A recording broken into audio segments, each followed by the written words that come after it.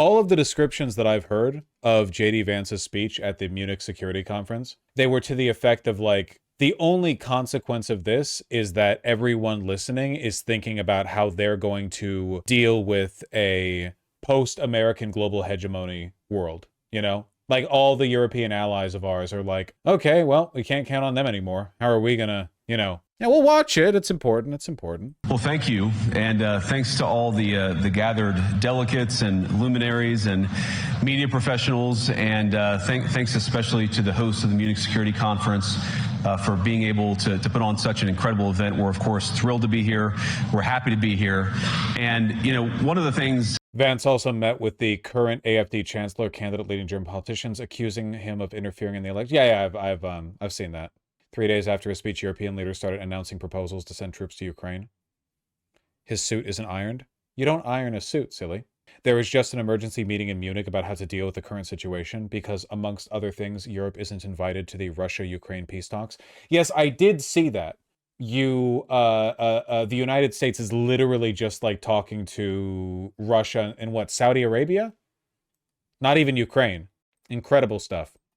That I wanted to talk about today is, of course, our shared values. And, you know, it's great to be back in Germany. As you heard earlier, I was here last year as United States Senator. I saw Foreign Secretary David Lammy and joked that both of us last year had different jobs than we have now. But now it's time for all of our countries, for all of us who have been fortunate enough to be given political power by our respective peoples to use it wisely to improve their lives. And I want to say that, you know, I was fortunate in my time here to spend some time outside the walls of this conference over the last 24 hours.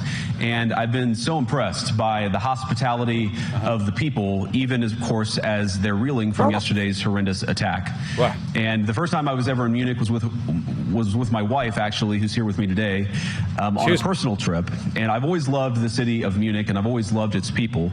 And I just want to say that we're very moved, and our thoughts and prayers are with Munich and everybody affected by the evil inflicted on this beautiful community. We're thinking about you, we're praying for you, and we will certainly be rooting for you in the days and weeks to come. Now,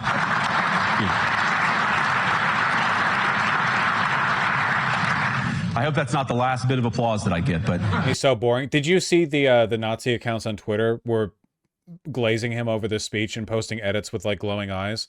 But they always have to edit the fuck out of him because he looks like a fat baby at all times. Unlike Trump, who actually can hit a pose, with JD Vance, they have to like, they really have to put the work in, you know? We gather at this conference, of course, to discuss security. And normally, we mean threats to our external security. I see many great military leaders gathered here today. But while the Trump administration is very concerned with European security and believes that we can come to a reasonable settlement between Russia and Ukraine, and we also believe that it's important in the coming years for Europe to step up in a big way to provide for its own defense, the threat that I worry the most about vis-a-vis Europe is not Russia, it's not China, it's not any other external actor. And what I worry about is the threat from within. Oh, yeah. The retreat of Europe from some of its most fundamental values, values shared with the United States of America. Now, I was struck that a former European commissioner went on television recently and sounded delighted that the Romanian government had just annulled an entire election. He warned that if things don't go to plan, the very same thing could happen in Germany, too.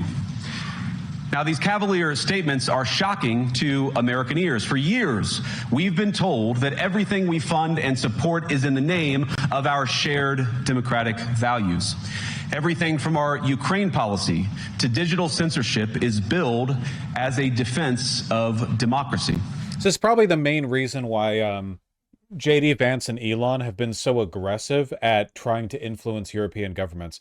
Remember when JD Vance said in an interview that the United States should engage in retaliatory action against the EU for potentially banning Twitter for not holding up to their hate speech guidelines?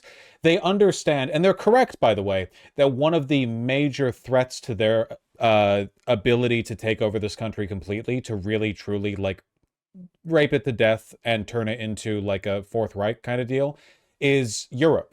Because they and Trump are not popular in Europe. They don't have the cultural pull there that they do here. Europe not going along with what we do both serves as a counterbalance culturally and economically, you know? But when we see European courts canceling elections and senior officials threatening to cancel others, we ought to ask whether we're holding ourselves to an appropriately high standard. And I say ourselves because I fundamentally believe that we are on the same team. We must do more than talk about democratic values. We must live them. Now, within living memory of many of you in this room, the Cold War positioned defenders of democracy against much more tyrannical forces on this continent.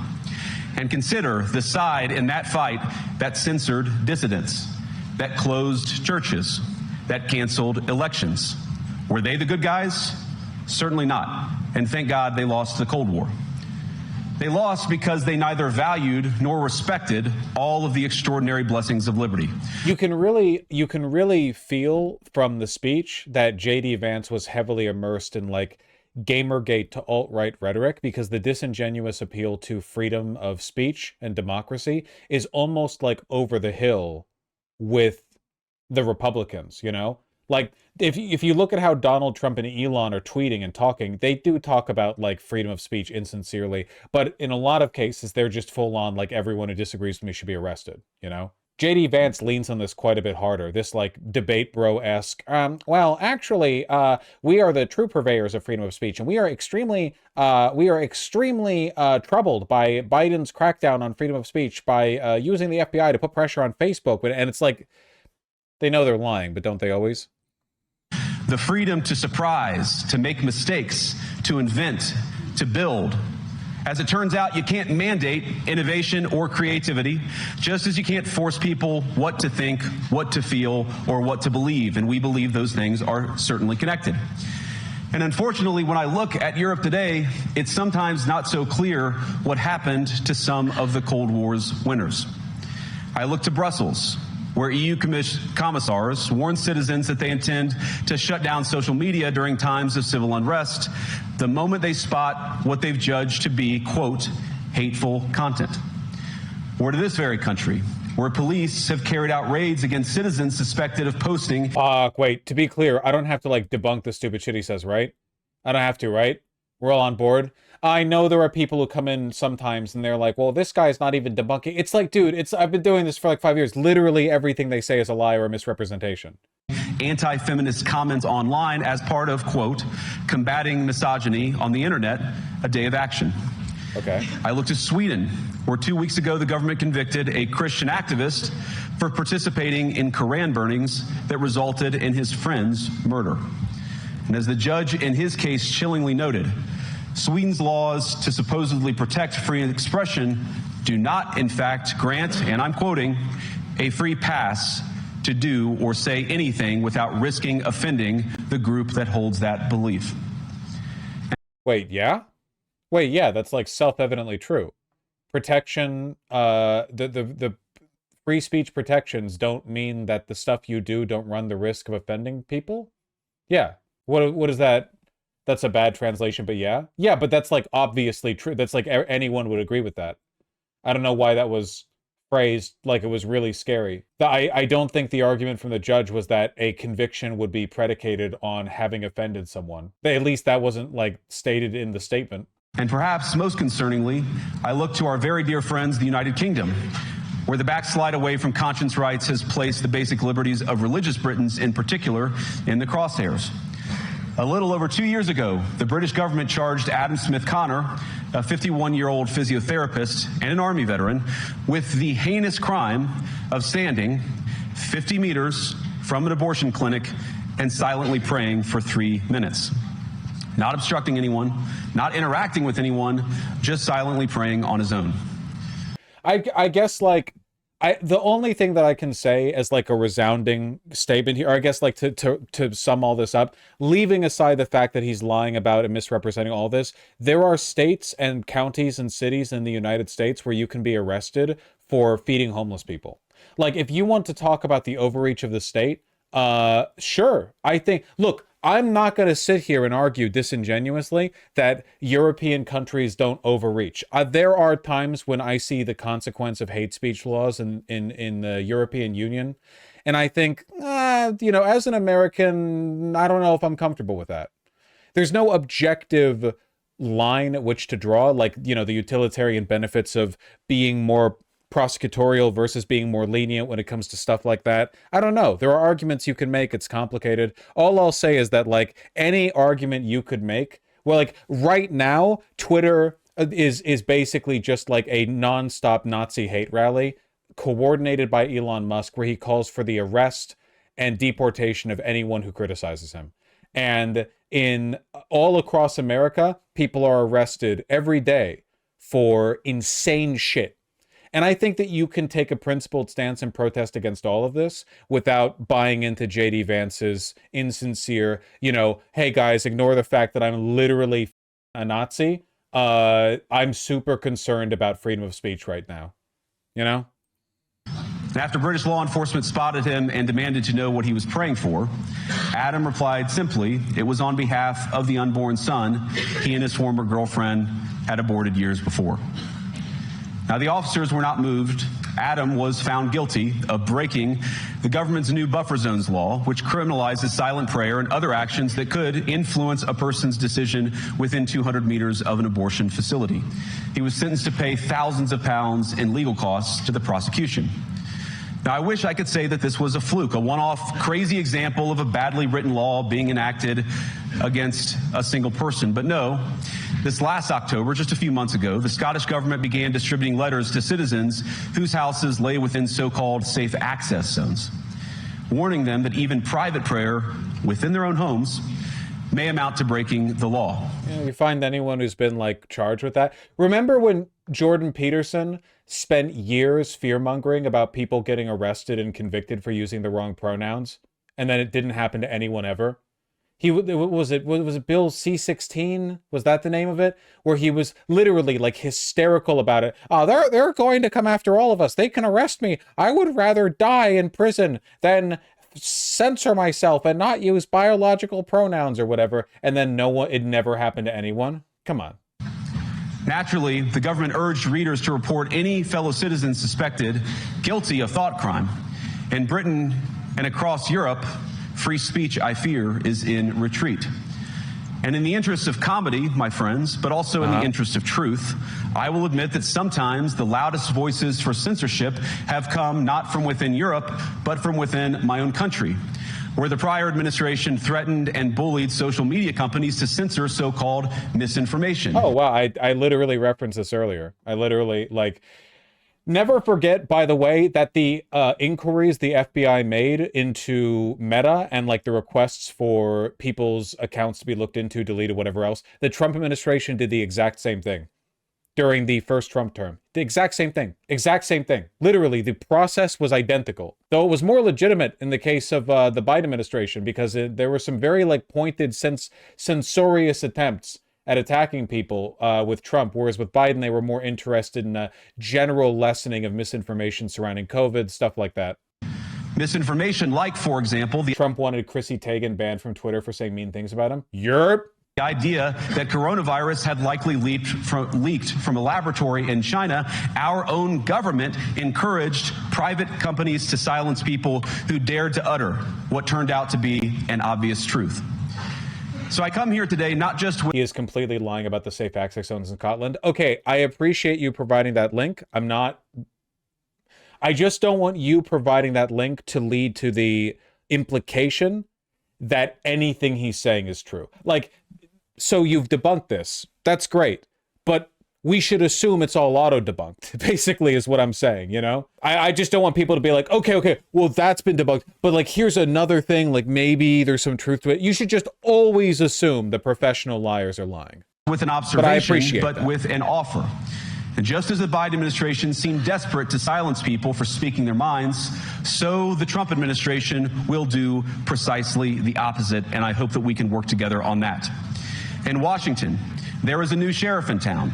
And under Donald Trump's leadership, we may disagree with your views, but we will fight to defend your right to offer it in the public square, agree or disagree. Look at all these guys. They're like, man, we need to raise military spending. Literally. Now, we're at the point, of course, that the situation has gotten so bad that this December, Romania straight up canceled the results of a presidential election based on the flimsy suspicions of an intelligence agency and enormous pressure from its continental neighbors. Now, as I understand it, the argument was that Russian disinformation had infected the Romanian elections. This is a great line to sell to Europeans right now. You should downplay the threat and influence of Russia. I hear that goes really far. I hear that goes really, really, really far. Man, you know all that time that I spent arguing with tankies who argued that, like, Euromaidan was a Western-backed such and such? We really were out of time on that one, weren't we? Like, if things were desynced chronologically just by a few years, you would have had so-called anti-American tankies literally repeating U.S. State Department talking points, wouldn't you? Because right now, the official position of J.D. Vance and the Trump administration, I guarantee you, is that Euromaidan was influenced by Obama and McCain, and that wokeness, and in reality, the people of Ukraine really wanted, and the ethnic persecution of Russian-speaking people within Eastern Ukraine was, like, reaching a breaking point. That's crazy. We're all just one administration switch away from repeating State Department talking points, aren't we? Ain't it always like that? But I'd ask my European friends to have some perspective. You can believe it's wrong for Russia to buy social media advertisements to influence your elections. We certainly do. You can condemn it on the world stage even. Do you? But if your democracy can be destroyed with a few $100,000 of digital advertising from a foreign country, then it wasn't very strong to begin with. Hold on, wait. He's cooking with this one. I agree. We really should look at the way money influences politics a little bit, you know? Is that so? Wait, what? So he's like admitting it happened, but he's like, well, you should have just rolled with it, I guess. Okay, I agree. We should have stronger democratic institutions, I guess. Okay. Now, the good news is that I'm glad I'm watching the full thing because I saw some clips. I didn't realize the applause was like this. Then it wasn't very strong to begin with. I need to literally like now, three the people. good news is that I happen to think your democracies are substantially less brittle than many people apparently fear. And I really do believe that allowing our citizens to speak their mind will make them stronger still. Which, of course, brings us back to Munich, where the organizers of this very conference have banned lawmakers representing populist parties on both the left and the right from participating in these conversations. Now, again, we don't have to agree with everything or anything that people say. But when people represent, when political leaders represent an important constituency... It's actually really interesting. So what he's trying to do here is transpose American political apathy onto a European political audience. He's not talking to random people. He's talking at the Munich Security Conference. You know? Basically like, oh, you know, the mainstream, the deep state is trying to censor both left and right voices. I'm not saying you should be pro-right. I'm just saying you should allow the discussion. But then you remember, like, in Europe, every one of these countries, well, most of them, I guess, have a bunch of different parties in parliament.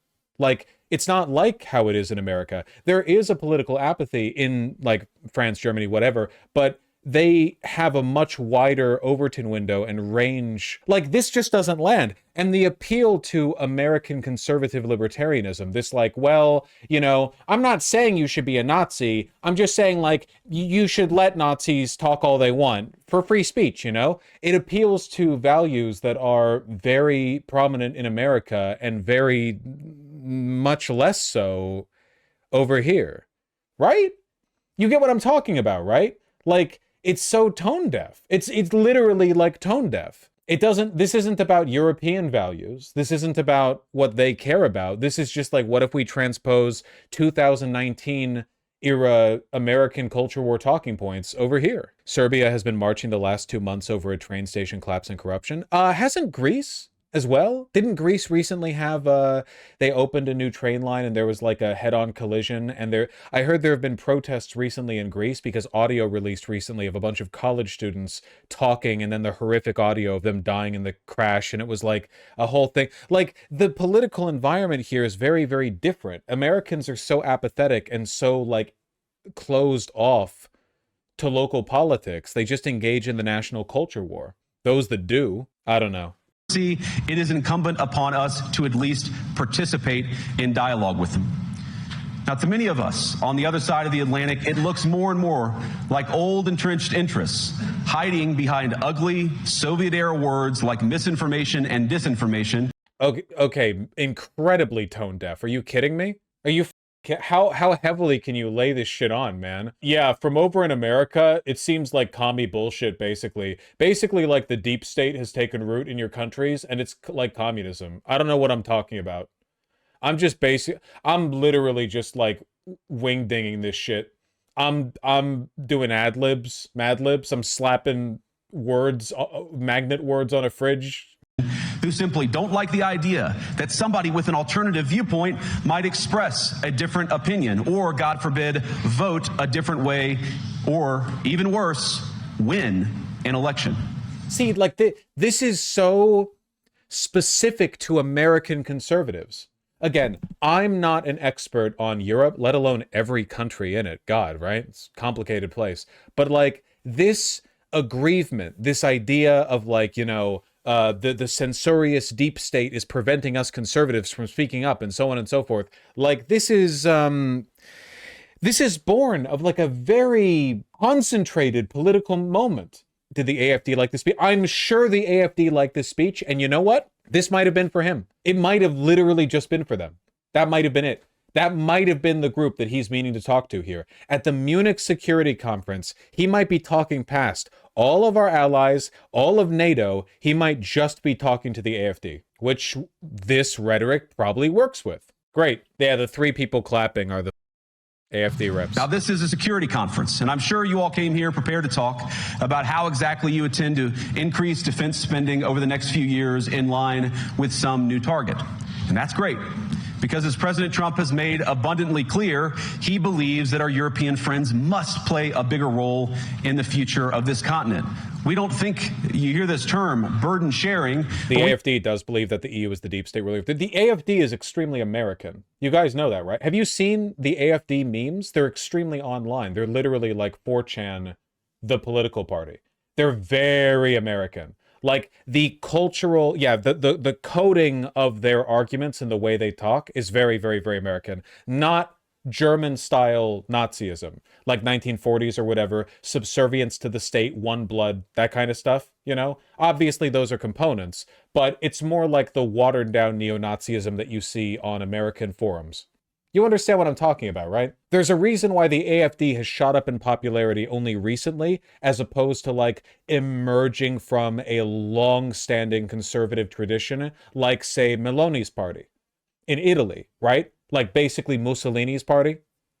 In that case, you have, of course, fascists. You have conservatives, you have fascists, but you have them kind of locked in the legacy of that European country's experience with fascism, whereas the AFD genuinely seems to be, for the most part, completely guided by internet neo-Nazi shitposters. Does that make sense? It's the same with Reform UK. Yeah, 100%. Reform UK is the same way. Le Pen is a lot more France-coded, I would say. There's more legacy. Don't be mistaken, the AFD is full of former neo-Nazis. No. I'm not saying that they're not real Nazis. I'm saying that America is the center of the world culturally, and I think that some political parties are more likely to borrow from American conservative or Nazi talking points than others. You know? There's a reason why AFD posting is so prominent online. How often do you see the Italian fascist Meloni posting, like, perfectly aligning with American alt-right talking points? I've seen it a few times, but it's definitely not as common, especially considering the fact that Meloni actually leads Italy. The AFD hasn't won yet. They're all globalists. These damn Nazis are globalists. Yeah, I will never forgive this. Germany, you have a lot to answer for. This is maybe the worst thing your country has ever done. But, like, look at this. Can you understand by looking at this that this isn't about Germany or Germans and is about American racist forum posters like on 4chan or Twitter? You understand what I'm talking about, right? This billboard was not made for Germans. Anyway, let's watch the damn speech. We think it's an important part of being in a shared alliance together that the Europeans step up while America focuses on areas of the world that are in great danger.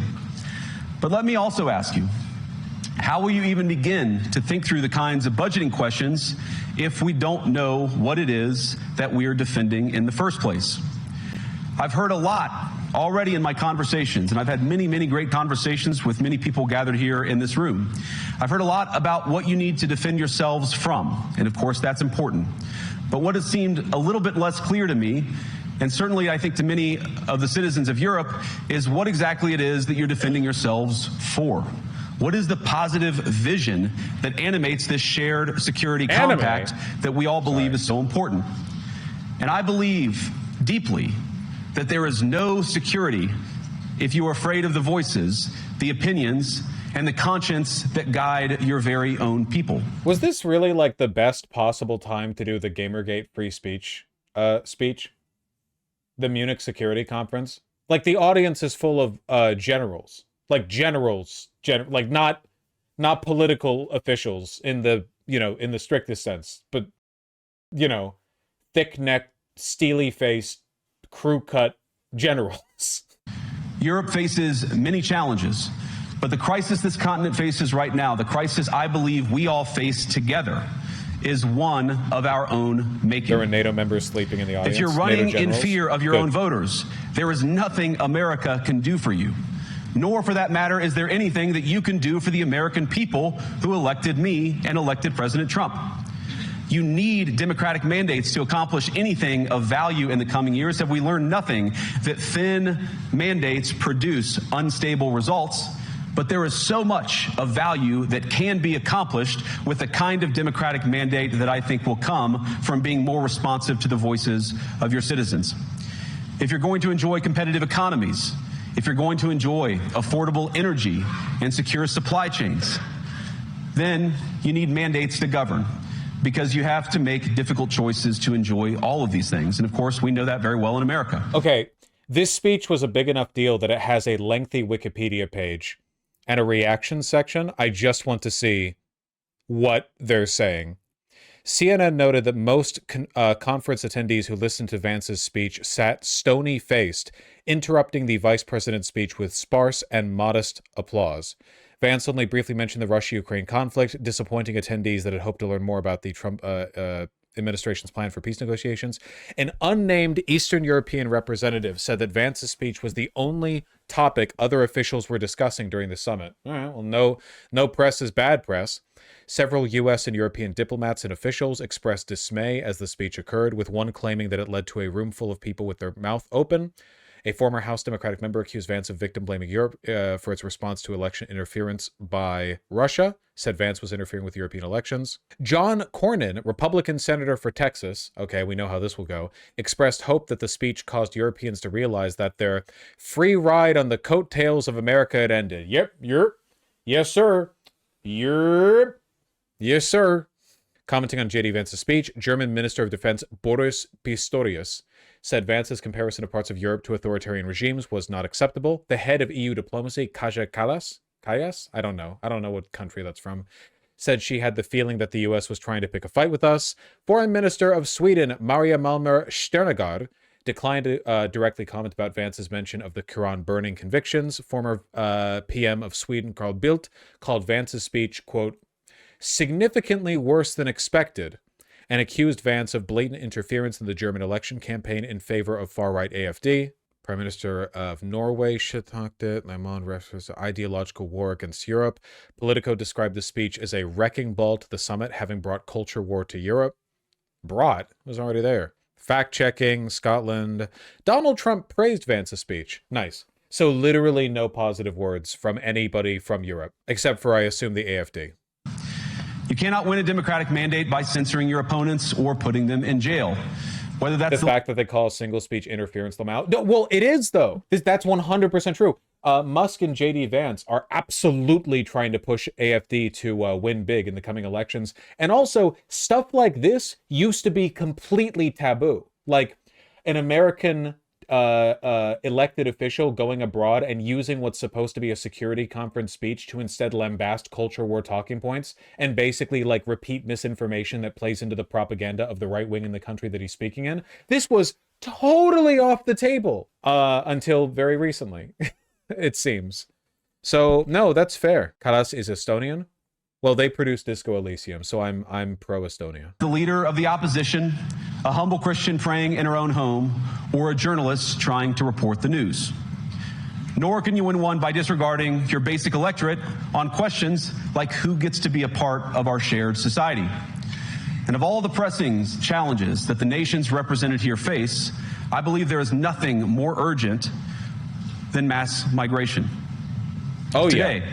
Almost 1 in 5 people living in this country moved here from abroad. That is, of course, an all-time high. It's a similar number, by the way, in the United States, also an all-time high. The number of immigrants who entered the EU from non-EU countries doubled between 2021 and 2022 alone, and of course, it's gotten much higher since. And we know the situation, it didn't materialize in a vacuum. It's the result of a series of conscious decisions made by politicians all over the continent and others across the world over the span of a decade. We saw the horrors wrought by these decisions yesterday in this very city. And of course, I can't bring it up again without thinking about the terrible victims who had a beautiful winter day in Munich ruined. Our thoughts and prayers are with them and will remain with them. But why did this happen in the first place? It's a terrible story, but it's one we've heard way too many times in Europe and unfortunately too many times in the United States as well. And asylum it literally is just like an AFD speech, you know? Seeker, often a young man in his mid-20s, already known to police, rams a car into a crowd and shatters a community. How many times must we suffer these appalling setbacks before we change course and take our shared civilization in a new direction? No voter on this continent went to the ballot box to open the floodgates to millions of unvetted immigrants. But you know what they did vote for? In England, they voted for Brexit, and agree or disagree, they voted for it.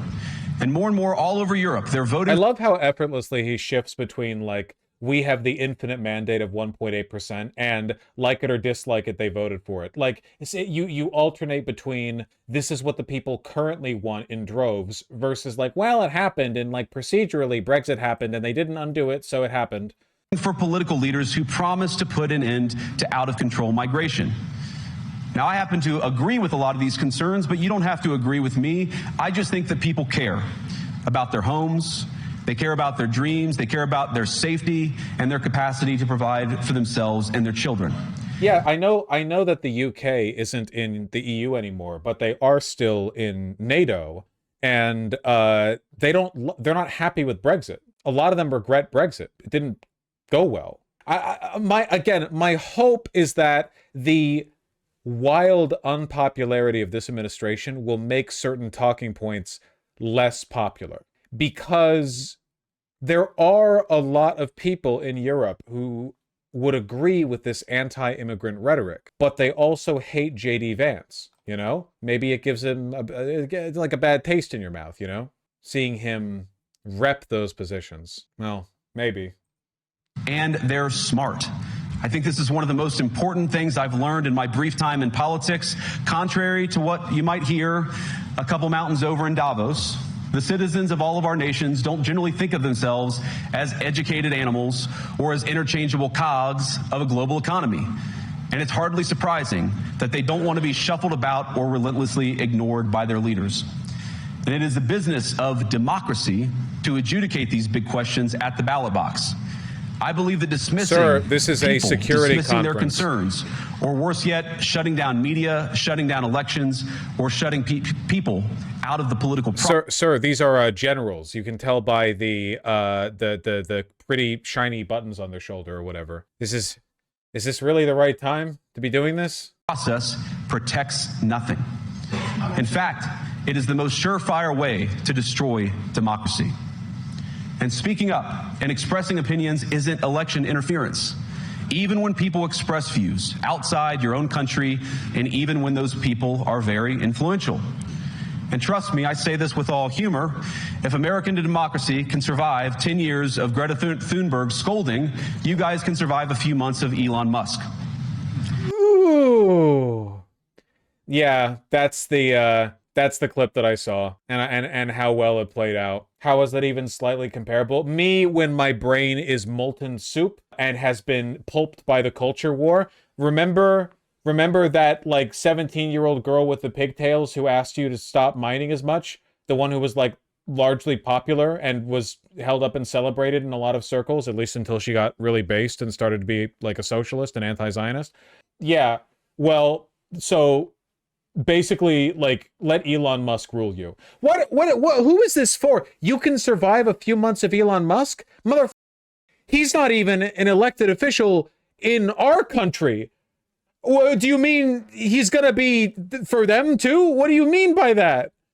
You can survive a few months of Elon? You know what? This isn't even AFD posting. This is purely like Elon wrote this into the script. What else can you say? Literally, like, what else can you say than that? Like what? Why would you say that? Why would you say that? You can survive Elon? The comparison is insane. For no reason, you're implicating yourself by suggesting that they'll have to be burdened with Elon, a thing they'll have to survive. In what capacity would this survival take place? Insane. But what Let's hear that crazy delivery again. Democracy can survive 10 years of Greta Thunberg scolding, you guys can survive a few months of Elon Musk. But what German democracy... That pause for the audience, and you literally hear a guy clearing his throat. Can survive a few months of Elon Musk. But what German democracy... What no democracy, American, German, or European, will survive is telling millions of voters that their thoughts and concerns, their aspirations, their pleas for relief are invalid or unworthy of even being considered. Democracy rests on the sacred principle that the voice of the people matters. There's no room for firewalls. You either uphold the principle or you don't. Europeans, the people, have a voice. European leaders have a choice. And my strong belief is that we do not need to be afraid of the future. You can embrace what your people tell you, even when it's surprising, even when you don't agree. And if you do so, you can face the future with certainty and with confidence, knowing that the nation stands behind each of you.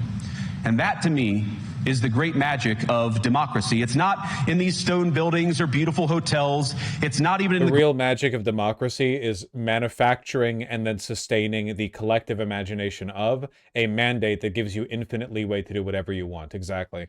Great institutions that we have built together as a shared society. To believe in democracy is to understand that each of our citizens has wisdom and has a voice. And if we refuse to listen to that voice, even our most successful fights will secure very little.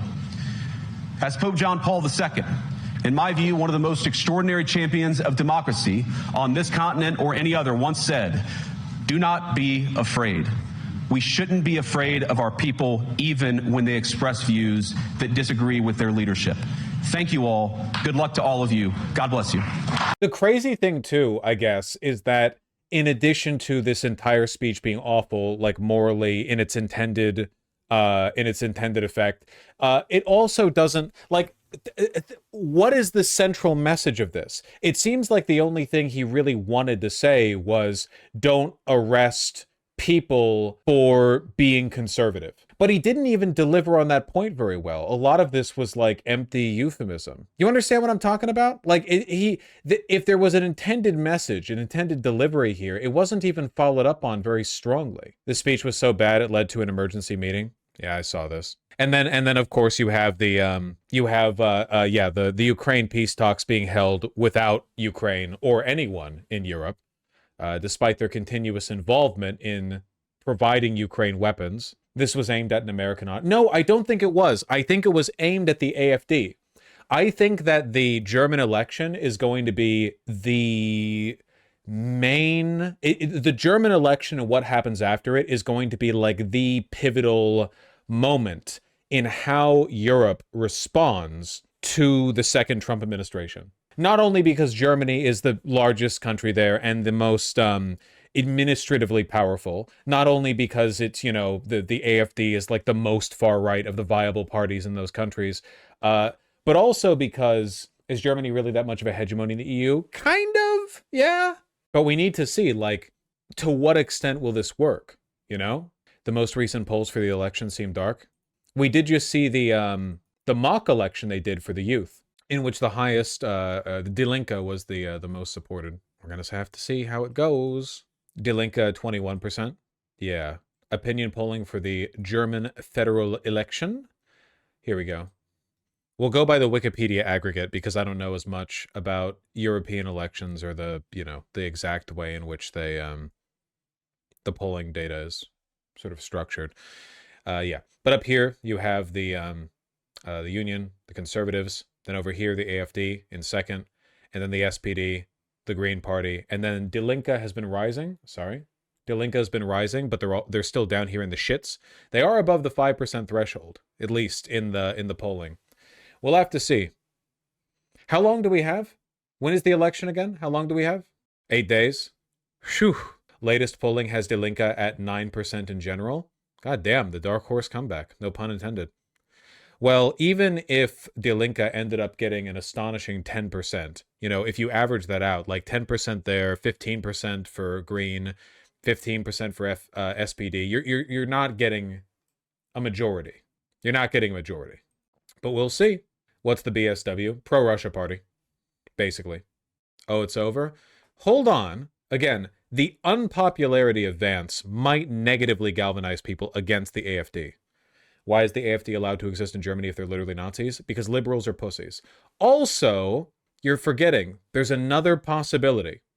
If the AfD underperforms in the election relative to the polling, the conservatives might be less willing to build a coalition with them because they no longer feel like the rising star. Right now, the AfD's popular mandate, as understood by the German public, it's built on their rise, not just their flat popularity, but their rise to popularity, which predicts a trend. If they end up underperforming relative to expected results, it is possible that it could kill their aura. But we'll see. We'll see. But they're the only right-wing party they can work with any electoral viability. Every other party above 5% is left-wing. Yep, and it's possible that as a consequence of that, we might get like a stagnated German parliament. Like they might, like, if there is not enough willingness to work with the AfD, then it might just be a hung parliament. They might just, like, nothing might happen for a while. That's how we got Hitler. All of this is how we got Hitler. Or worse, the libs form a coalition with them. The SPD is not going to form a coalition with the AfD. Not on their own. That would be, that'd be pretty wacky. What's the union? Conservatives. Imagine CDU and SPD coalition. I mean, again, oh, look, this literally happened with Hitler, didn't it? Hitler was made chancellor because Hindenburg wanted to borrow his populist favor. Hindenburg was on the decline. Hitler was a rising star. He wanted to work with Hitler because he saw Hitler as like a sort of like populist force, right? If the AfD underperforms, maybe that kills some of the favor, right? It makes the AfD less attractive to work with. CDU-SPD coalition was literally the government pre-2021. I mean, that would be better than the AfD being part of the ruling coalition. It was von Papen. Hindenburg was senile at that point. Okay, all right, history nerds. I'm sorry, I don't fall asleep listening to the Rise of the Third Reich podcast or whatever. You think Europe could fall to fascism again? Yeah, but you can stop it if you like and subscribe. Ring the bell to get informed. You get the notifications if I put out new content. And donate if you're able to. And then I think we have a shot. Just saying, but the CDU has been picking up a lot of AfD staffers. That could potentially be a good or a bad thing. It's probably a bad thing. But look, we'll see. Keir Starmer says he wants ambitious security partnership with EU. Yep, yerp. The Die Linke comeback is solely because of a viral speech from one of their politicians after Merz collaborated with the AfD. Good. God, finally, someone left of center using social media properly.